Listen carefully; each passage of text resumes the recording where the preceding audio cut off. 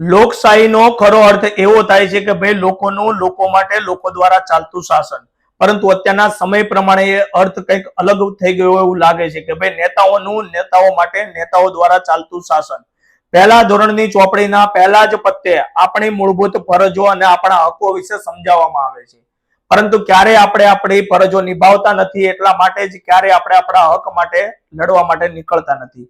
એ વિદેશની અંદર રહેલી ચોખ્ખાઈ અને ત્યાંના કામ જોઈને ક્યારેક આપણા મનમાં એવા વિચાર આવે છે કે વિદેશની અંદર કેટલું સારું હોય છે, ક્યાંય પણ ગંદકી જોવા નથી મળતી. એનું મુખ્ય કારણ એ પણ છે કે ભાઈ ત્યાંના નાગરિકો પોતાના દેશ પ્રત્યે પોતાની ફરજ નિષ્ઠાથી નિભાવે છે. એના ઘર આગળ કચરો પડ્યો હોય, એક દિવસ પણ ઉઠાવવામાં ન આવે તો તાત્કાલિક ફરિયાદ નોંધાવી દેતા હોય છે, કે બાજુવાળાને પૂછવા નથી જતા કે ભાઈ આજે કચરાની ગાડી નથી આવી કે શું. જ્યારે આપણા દેશની અંદર તો આપણને એ જ નથી ખબર કે ભાઈ ફરિયાદ કોને કરવી, કેવી રીતે કરવી, ક્યાં કરવી.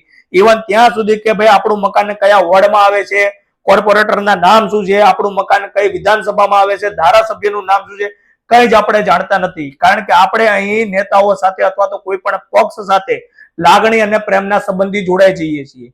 લાગણી અને પ્રેમના સંબંધી તો આપણે આપણી ઘરવાળી સાથે જોડાયેલા છીએ, તો શું ખાલી લાગણી અને પ્રેમથી કામ ચાલે છે? નહીં. એના માટે આપણે કમાવા જવું પડે છે, એનું પેટ ભરવું પડે છે. એવી જ રીતે નેતાઓને પણ એમનું કામ, એમની ફરજ આપણે સમયાંતરે યાદ કરાવી એ આપણી ફરજમાં છે. આપણા ઘર આગળ પડેલો ખાડો 1 મહિના સુધી નથી પૂરાતો, એમ છતાં પણ આપણે ઘરની આગળથી ગાડી આપણે સાઈડમાં ડિવાઈડર ઉપર ચડાવી નીકળી જઈએ છીએ. એટલા માટે જ આપણા ઘર આગળ પડેલો ખાડો મહિના સુધી પૂરાતો નથી, અને નેતાઓ આવે એની પૂર્વે રાતો રાત રસ્તાઓ બની જતા હોય છે.